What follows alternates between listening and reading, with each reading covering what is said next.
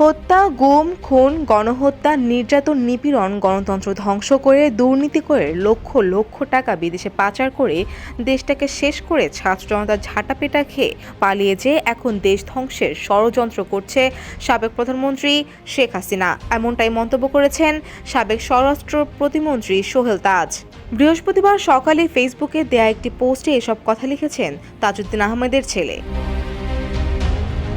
Fascist Sheikh হাসিনাকে ইঙ্গিত করে সোহেল তাজ লিখেছেন, কত বড় নির্লজ্জ বেহায়া হলে দেশটাকে এক মুহূর্তের জন্য শান্তিতে থাকতে দিবে না।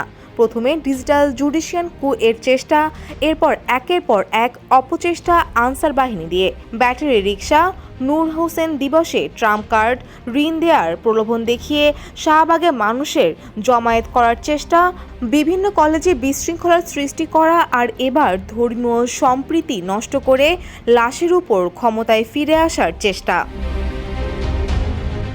সাবেক স্বরাষ্ট্র প্রতিমন্ত্রী আরও লেখেন, নীতি আদর্শ বিচ্যুত খারাপ মানুষের প্রশংসা আমার প্রয়োজন নেই, আমি আপনাদেরকে চিনি।